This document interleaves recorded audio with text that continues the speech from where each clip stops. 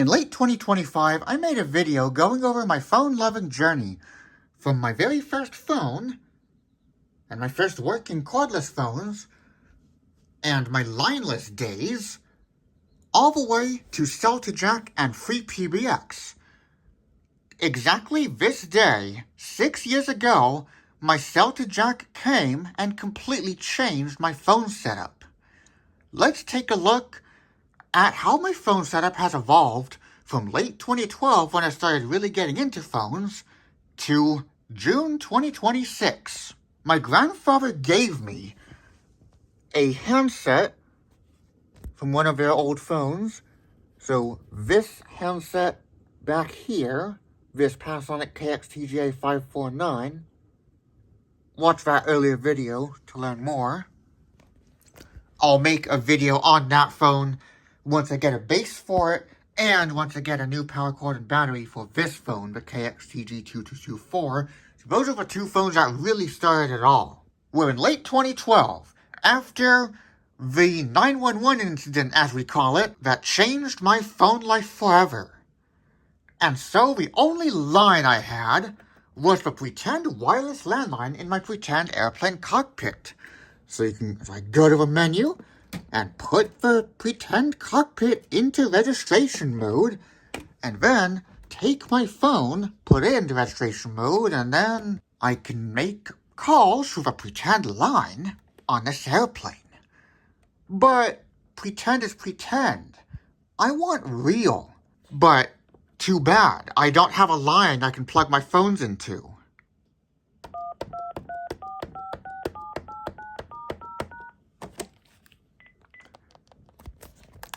How in the world am I supposed to make my phones ring? How am I supposed to fill up my caller list with entries? Oh well, I guess I'll have to make do without a line. 2013. I get what was then my first multi-handset cordless phone system. However, when I get the base for the TGA 549 handset to make that a complete TG5439 system with two handsets, that would be the first. But this one came first in terms of the time it was acquired, while the TGA 549, as of today, is still without a base, unless it's registered to this 5583, but it wasn't fully work on it. 2013 was a pretty big year because I got several new phones, and I got an Emerson corded trimline phone for my birthday.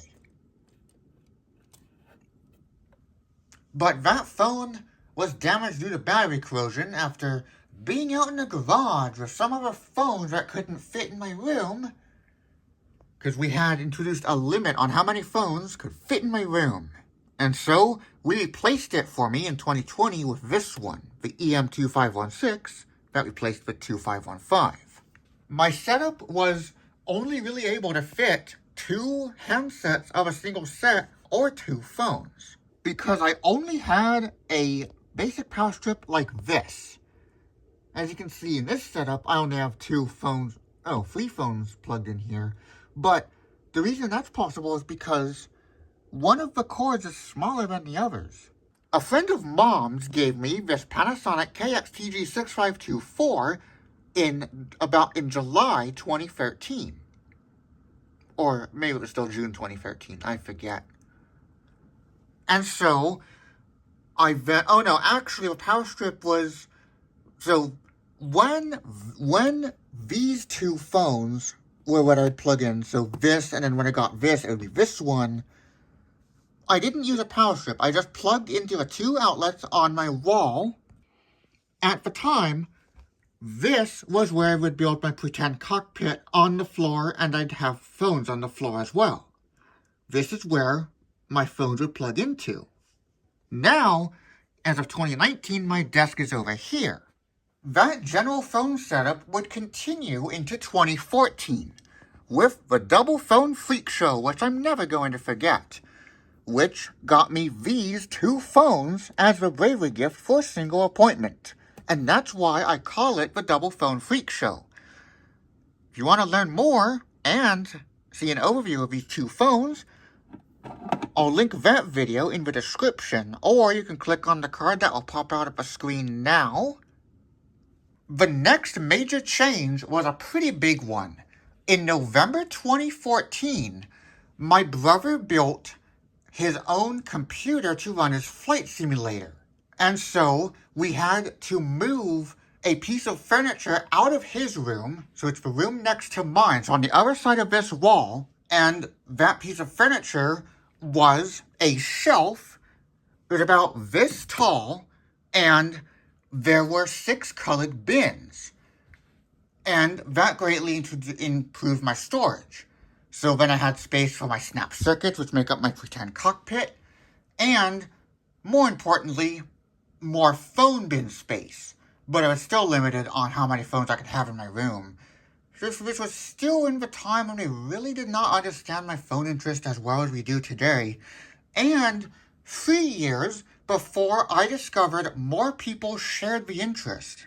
I think for some time we thought I was pretty much the only one, but that is not at all the case, as it turns out. That bin shelf, as I called it, was replaced with a phone display shelf in November 2020. Because I wanted more phone space and to be able to have them on display. And it's much more usable at this height. It was very important that late 2014 introduced the bin shelf, elevating the phones off the floor, because unfortunately in 2015 I would have an unfortunate injury that would prevent me from easily getting on the floor. Actually, I got a bit ahead of myself because before the bin shelf in 2014, I added desk phones to the setup. I did not have a big power strip like what I have on my desk now. This power strip here, which I got several weeks ago, has a lot of outlets.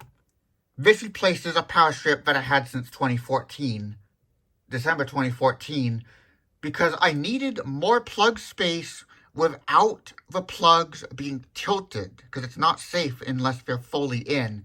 That power strip is now over on the end table, which we'll get to in a bit.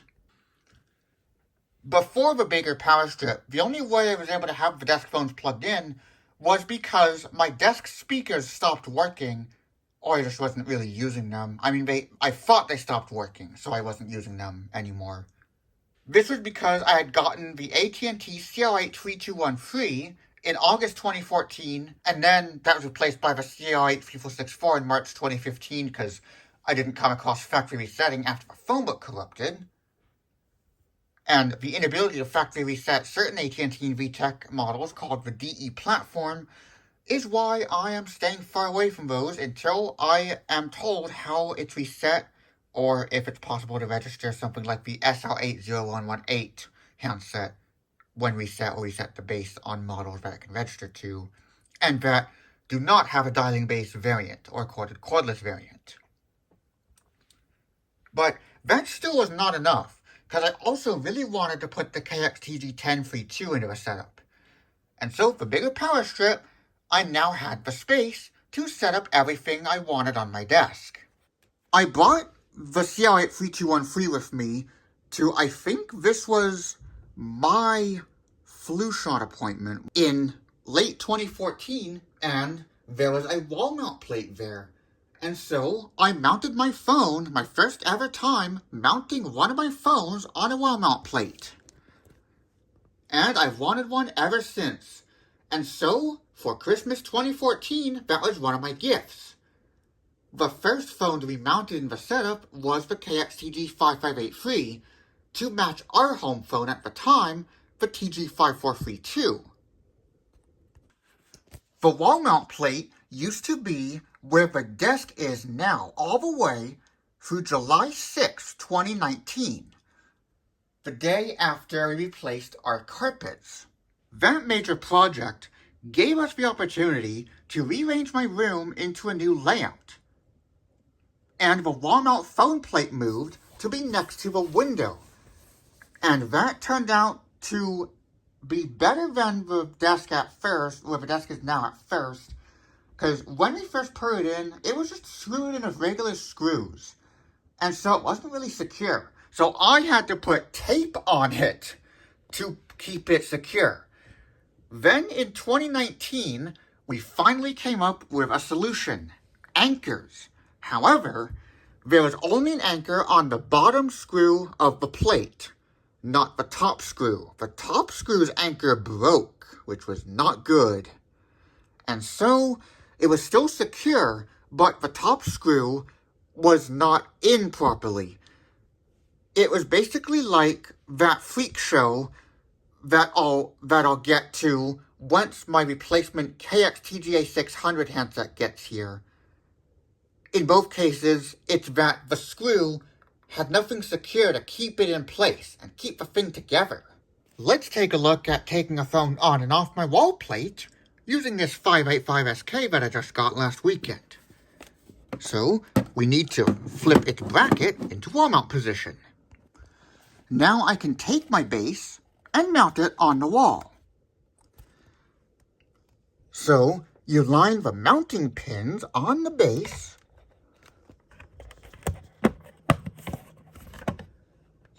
and then you want to make sure it is perfectly aligned. So you take your wall mount, your phone, and then you make sure it is perfectly in there. And then, can't really do this while videoing, you just press down, and voila, the phone is on the wall. And look at that. I now have a wall-mounted phone. An all-new look for my phone setup. When first putting the wall mount plate over next to the window after the 2019 carpet replacement, since the screws weren't doing really much work at all in the previous setup, I just thought, forget the screwing, because the tape was just doing most of the work. So I just taped the wall plate to the wall. I had the 6524 mounted up there because I had previously mounted the 7873, but then its base broke before this carpet replacement project. Boom! It falls right to the ground because tape is not enough. And especially for a heavier phone, like now, this KXTCM422, there is no way that thing was gonna keep the plate up. I think then Dad came up with the idea to get anchors. So we got anchors and put them in. But then the top screw's anchor broke while the top screw anchor was being hammered in, and that's why there is only an anchor on the bottom screw of the plate. But it was still just as secure. You need a monster if you want to take the plate off the wall. But now we need to switch back to the phone I want up there, the Panasonic KXTCM422. So to take the phone off the wall, you just pull it up and off the plate. So sometimes you have to make sure you get the phone on correctly. So here it's on correctly. It ain't going anywhere. You need a monster if you want to yank it off. So to pull it off the wall, you just lift up and it comes right off. And now the phone I want mounted is back on the wall. When the plate moved, this was also when I would make a major change to my phone setup. But that comes later. 2015 introduced end table phones, because I got a bigger power strip for down there so I could charge devices better. Because at the time, this was my end table. I hadn't yet merged it into the desk. That didn't come until 2017. So I set up a phone there. Then I decided to put the 1032 there, because the fourth phone was my KXTZ E274 once I got that phone.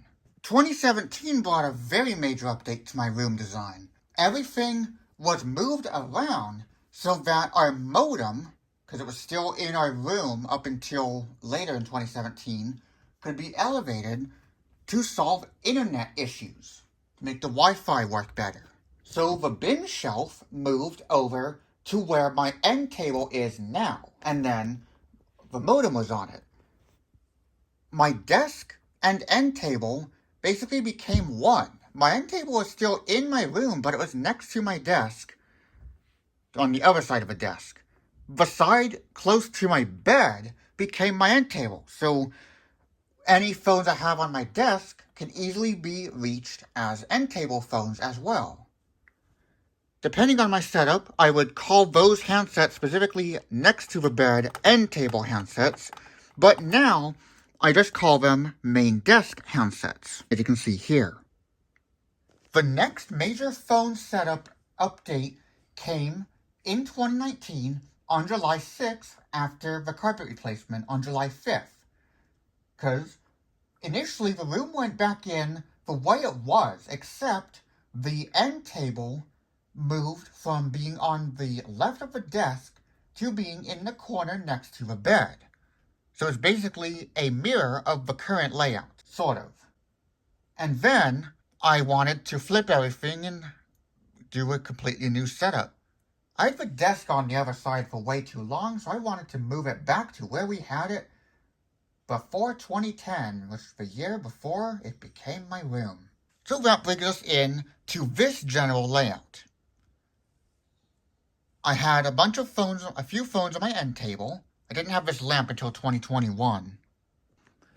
The biggest change, however, was the fact that I decided to no longer have two or more handsets of a single set next to each other. This was my last phone purchase before that setup, the Panasonic KXTG L463. If you look at its overview video, for example, or other overview videos of new phones where I get two or more handsets in one go, for example, the TG585SK, the brand new AT&T BL108-2, the Panasonic 5243, and so on, you'll see that I video it with at least two of its handsets on the same furniture piece. That was how my setup was up until July 2019. I decided to space phones out better. I've noticed other phone YouTubers go this way, and I decided to follow suit. And this also introduces feedback when using features like voice paging or push-to-talk. So if I were to push-to-talk to the second handset to this phone is not right next to it. Hello, hello. There wouldn't be feedback. At the same time, I also introduced what I call the Cockpit Consistent Phonebook Entry Set, or Consistent Phonebook Entry Set. This is a consistent set of phonebook entries that I have on all of my phones, plus any additional entries they may have. This includes things like the pretend airplane ID, popcorn, the wireless registration entry, and the pretend code for ATC. A pilot, of course, needs a way to talk to ATC, and what better way to do it than through one of his many phones? 2020 was a massive year for my phone setup. That's because in June 2020, on exactly this day in 2020, June 25th, came my Cell-to-Jack.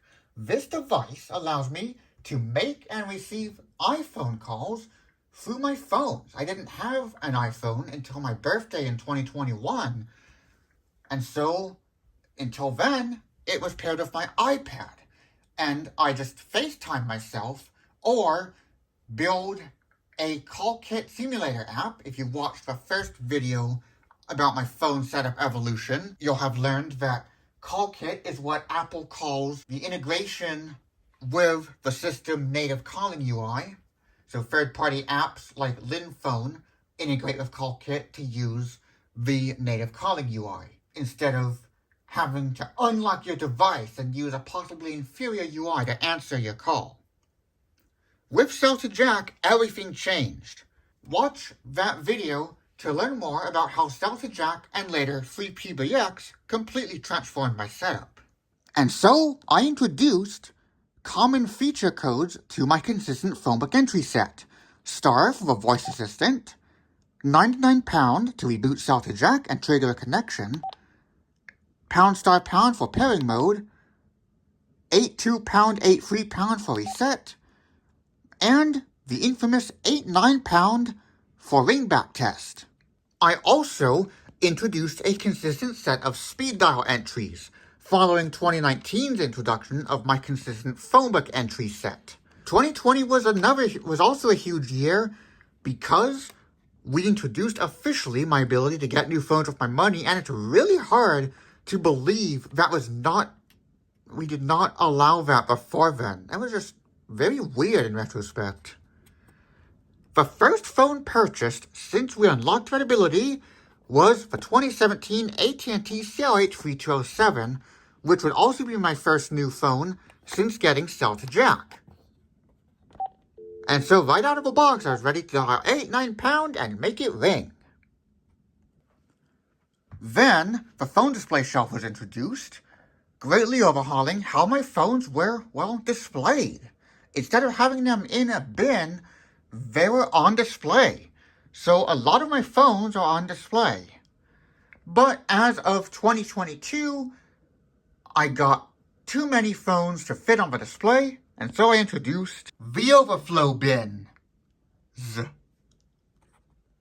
My desk power strip at the time had the phone jacks on it, so I could have cell to jack plugged into one of them and then two phones on the other two. But that's it. My setup only allowed for two phones to actually be on the cell to jack line. And if I wanted to use phones over here, I had to fight over which phone got to be plugged in at any given time. And so, on New Year's Day, not on New Year's Eve 2020, came a 5-jack phone line splitter. I would move that splitter between the desk and over here when I wanted to use different phones. However, up until February 10th, 2021, I only had 2 active phone sets on the desk. 2021 was pretty big as well. I officially gave the end table the name Phone Island as of January 1st, 2021, right as I was moving out to the living room, which would be my temporary bedroom during our window and shutter replacements in the hallway bathroom and the bedrooms. Once I moved back in, the year got even bigger. When my then current neighbors told us that their phone was replaced with the Panasonic KXTG F575, I couldn't help it. I had to get myself this one, the TGF 670 series, more specifically the 2018 KXTG 885SK, because it was COVID, so I couldn't run over there and play with their phone, but also, I've been wanting their designer phone for a while, because I couldn't go over there every single day, especially just to play with their phone. And they would move 15 minutes away from us in 2023, and then all the way to the East Coast in 2025. And now, as of April 2026, they moved again, and now they do not have a line. They felt like it was too costly to get a line over there. And then I realized that's why those using VoIP are ditching their phone even though they're on modern infrastructure. They don't want to pay for it. Why not get cell to jack or a Bluetooth cordless phone?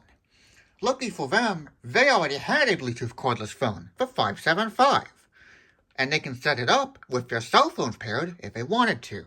2021 was mainly about getting new phones, including the highly anticipated release of the 2021 Panasonic KXTG F970 series, my first ever phone to be purchased in its release year, 2021. 2022 introduced the overflow bin, like I already mentioned. My phone line splitter's clip broke off. This was actually soon after I got it, so after the window and shutter replacement project, I think is when the clip broke.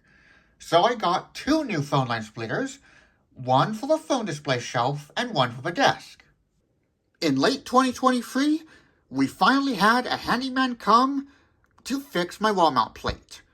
Well, that's not why he came. There were other handyman-related things we needed him for, and I wanted him to get the wall mount plate fixed once and for all, and so we did it. We finally got the wall mount plate fixed. It's properly in a stud. A stud is wood. Wood is sturdy. There's no way this TCM 422 is going to fall off the wall now. Well, that wasn't the phone I had on the wall then. I didn't even get that phone yet. The KXTG 994SK became my main phone as of December 2021. The same room design and layout would continue after 2024's kitchen and bathroom remodels, which also widened my bedroom door and shrank my closet as a result, so we had to give some stuff away, but stuff I don't actually use. And we came up with space for more stuff. Since my pretend cockpit was not on the floor anymore, I didn't even need as many bins for my cockpit stuff, because they would just be on the shelf. The big changes to my phone setup were really about which phones went where. I'm at my desk a lot, so I wanted my main phone to be at the desk.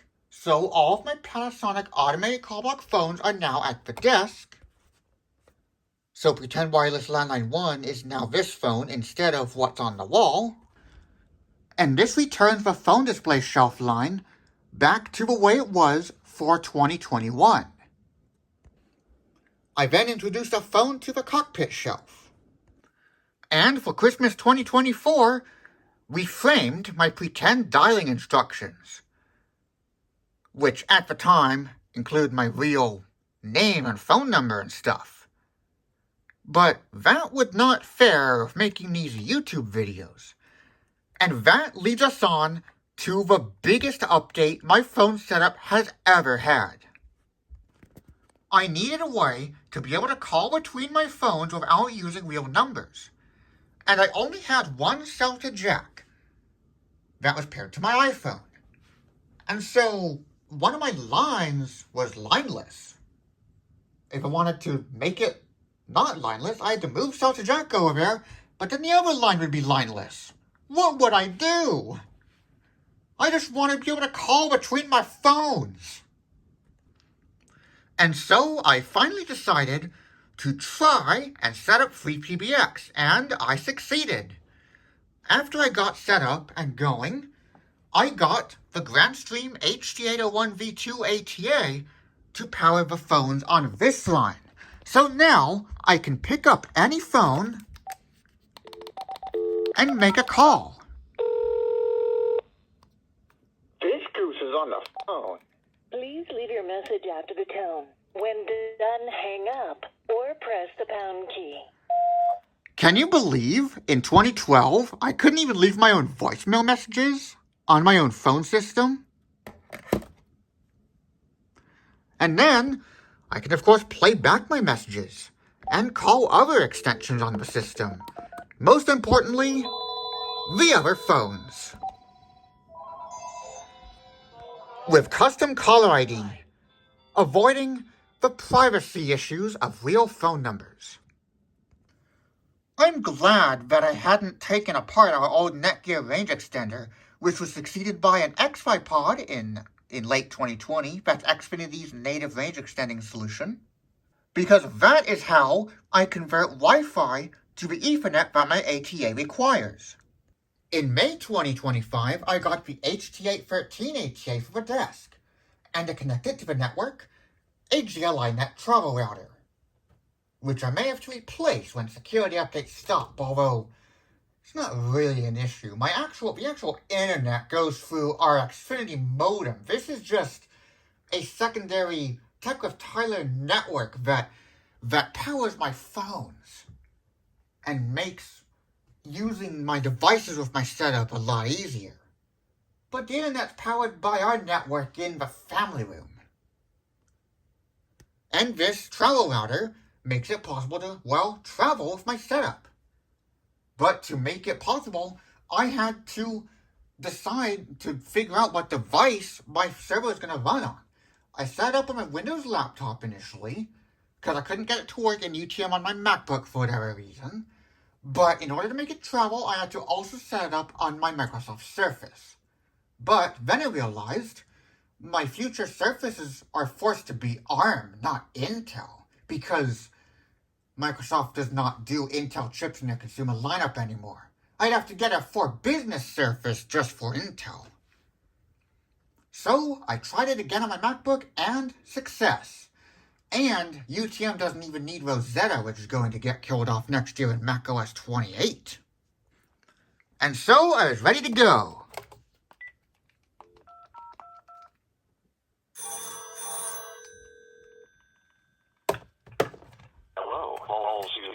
numbers are being screened by Smart Call Blocker.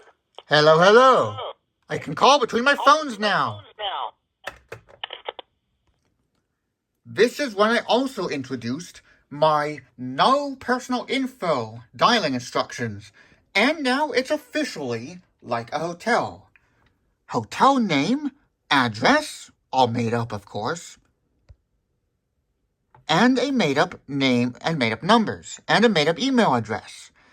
The room number is 2022, which is the extension that my phone display line uses. And then your dialing instructions like you'd expect, with additional guest services for various features that I've programmed onto my FreePBX system. I've made a dedicated video on how I've set that up, although I've improved it so much since then. Shortly before we went on a trip to the East Coast, I would change from calling this the phone display shelf line to the cockpit line, because it's not just the phone display shelf. The phones on the Windows desk are on this line. And of course, the cockpit. In 2026, we introduced the printer desk. This used to be one of the end tables in the master bedroom. We got new end tables last year. And this was then in the garage. But I wanted space for my fax-capable all-in-one printer, which I have connected to my system. Up until then, it was on the floor, so I had to lean over while sitting on my desk, and I couldn't even see its screen. What if I wanted to make a fax to someone on my system?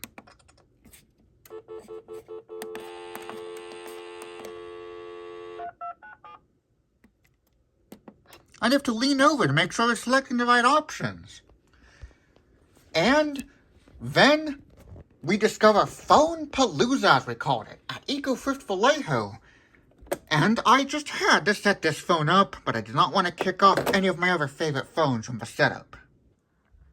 I also, in April, shortly after I got this phone, realized that I am mostly complete with my phone setup, with my FreePBX system, being able to replicate a lot of real features without using real numbers or real providers, but there's something missing.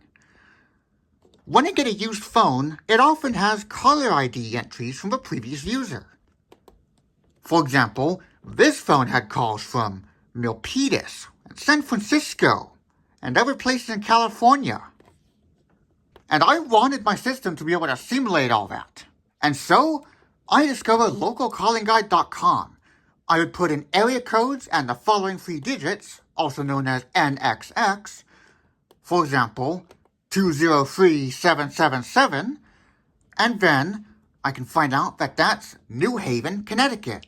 I could put that into a text file, then use my make a test call to another extension feature, or have a call come in on my cell to Jack, and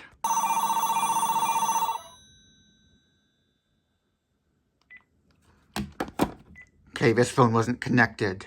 But you can see on this phone, it shows up like a real caller ID call. Using this, I also finally fixed an issue that my setup has had since the dawn of call block pre-screening phones in my collection as of 2020. If someone accidentally called 911 from a phone connected to my setup, which Mom accidentally did in 2022, because she would sometimes see my phones, pick it up, and pretend to make a call, not realizing that they could actually call out through my iPhone now. And so 911 would call back, but not from a local dispatch center. It was in several cities away. So I looked up the phone numbers for various sheriff offices and put them into a text file that my system looks up from, and it says 911 callback for such calls, and so I can allow that name, and then they'll get through. Nope, it wasn't, because I was demonstrating how I lived without a line by unplugging the line from this phone. That's why it wasn't working. Let's try it again.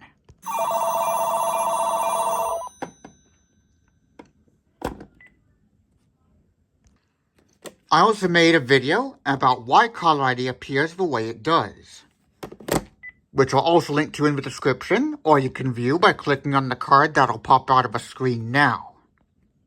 With Salty Jack feeding my entire FreePBX system, I can now pick up any connected phone, no matter where it is in my room, and make a call.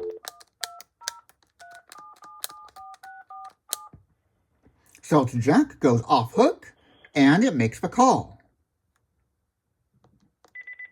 Frontier Communications. Now I can transfer it to another extension.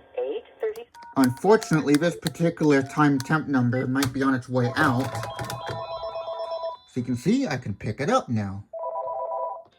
Frontier Communications brings you the time and temperature. The time is 37. Then when I hang up, Salty Jack hangs up too. And that is how my phone setup evolved from phones on a floor without a line to a very professional looking phone setup that can do so many things now.